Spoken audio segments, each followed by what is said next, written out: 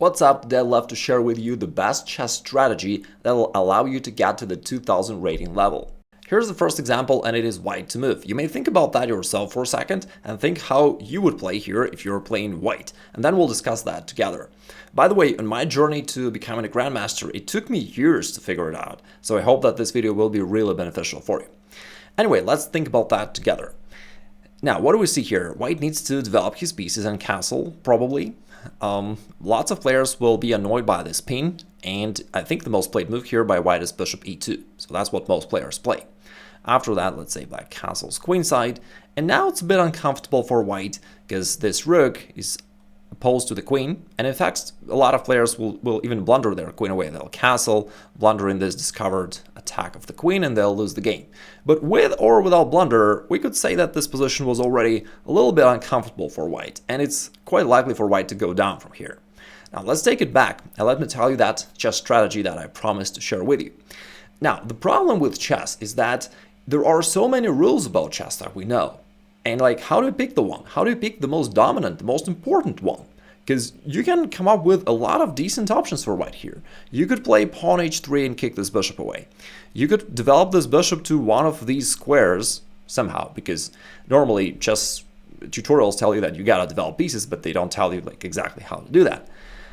You could develop the other bishop like this way, or maybe fianchetto it that way. Okay, you could go knight to d5 and attack this queen. You could probably come up with some other ideas as well, and all of those ideas will make sense. So how do you pick the one that is really the most important one? So here is the chess strategy. Now, the whole chess game revolves around the idea of activity of your pieces, right? You don't have that many of them, right? It's your minor pieces, your heavy pieces.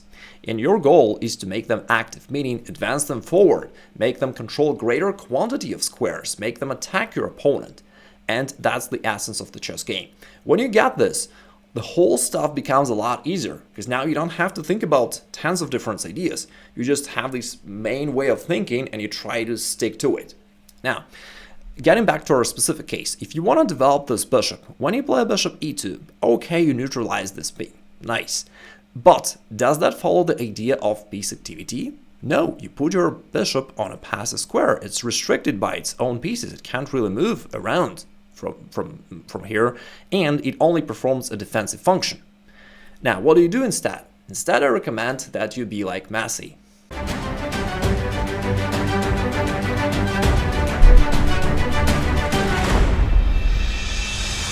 In order to win, in order to score a goal, you gotta move forward. You gotta be close to your opponent because you can't attack him otherwise. And it's true for chess just as well. Therefore, here is the first rule. When in doubt, move your piece to the most forward available square.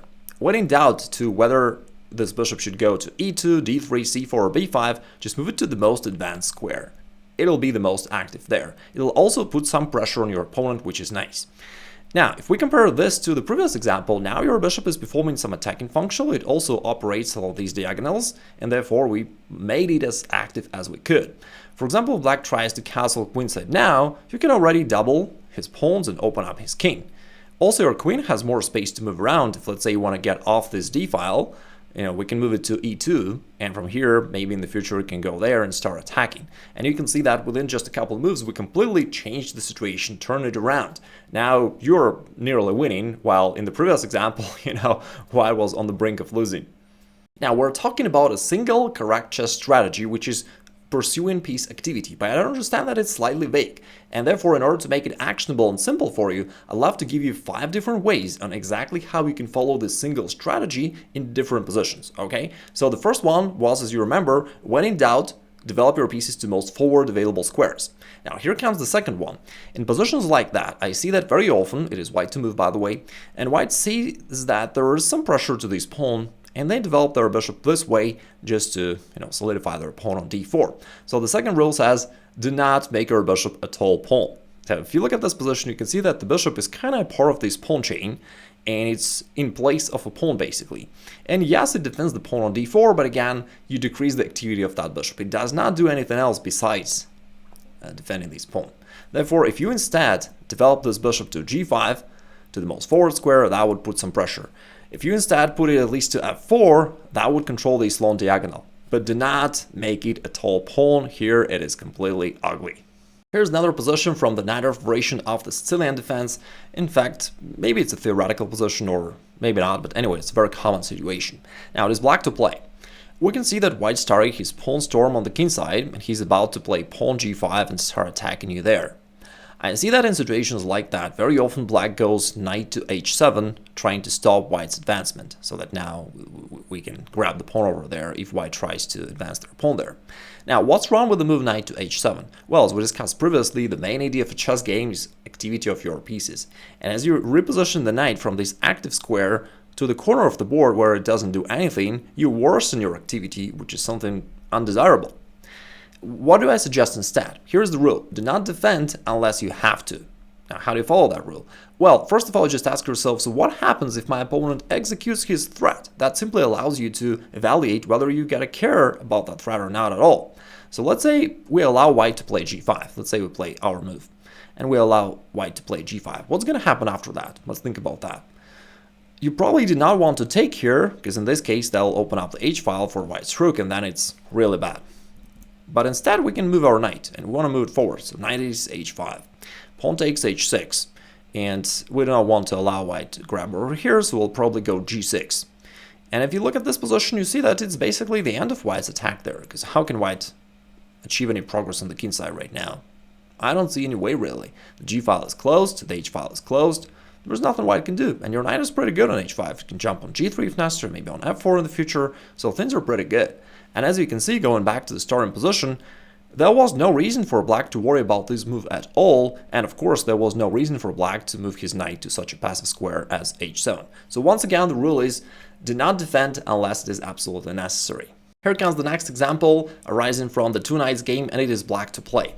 The most played move, statistically here for black, is knight takes e4. Black sees that there is some tension between these knights, and they want to get rid of this tension. Therefore, they take it over here, white recaptures. Now black starts thinking, okay, this queen attacks the pawn, I gotta defend it. Therefore, they play bishop d6. And after white goes b4, it turns out that black is basically lost. This knight has nowhere to go, it can't go here because the queen is gonna capture it, and black is lost. Now let's take it back, and let's try to figure out what happened here. So that was the position. And we know that the main idea is activity of your pieces, which means you want to try to make your pieces as active as possible, and you want to keep your opponent's pieces passive. You want to keep them backwards, which means that you should not let your opponent advance, and definitely you don't want to help them doing that. And that's why the move knight takes e4 is actually wrong. It allows white to move their queen forward, which is something that white wants. Right? Why would you help your opponent do what he wants? Instead, if you're worried about knight takes f6, you can just defend it and do your stuff and castle, but not help your opponent, which comes down to my favorite chess rule, to take is a mistake.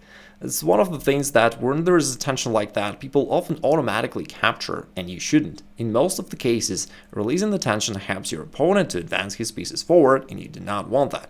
Now, after queen moved forward to e4, from here it attacked this pawn. From here, it supported this pawn on b4. From here, it controlled this c4 square so that your knight couldn't go there. You see that all of that was possible just because the queen was a little bit more advanced on e4 and not on f3. So, to take is a mistake. And here comes the next principle. When you're not sure what to do, follow the principle of the least active piece. Find a piece or pieces which are doing nothing currently and reposition them to a better, more active square. In this position, if you look at white's position, we can see that there is this rook on a1 which does nothing, you could reposition that to a better square, and there is this knight on b3 which also doesn't do much, can't move here, so can't really do much.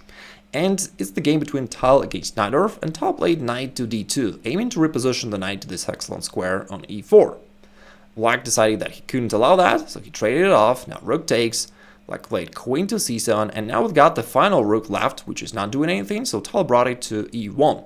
It doesn't attack anything specifically, but just by making your pieces more active, you can see that white's position overall became a lot better. So that's a simple rule that you can follow in basically any chess position. By the way, I want to take this opportunity to congratulate you with the Father's Day. I think it's quite a special day for chess players, at least based on the chess friends that I have, myself included. Most of them were introduced to chess by their fathers, and nowadays I'm trying to get my little kids to be involved in chess, at least in the way that it is possible for them at this age. And because of that, I also decided to have a quick special offer where you can get any of my premium chess courses or packages at a massive discount, up to 80% discount. So if you're interested to achieve your chess goals, you can now click the link below the video and get some really great course. I'm proud to say that they have helped thousands of chess players to reach their chess goals much faster, and I'll be happy to serve you just as well. Anyway, have a great rest of the day, congratulations, and I'll talk to you soon.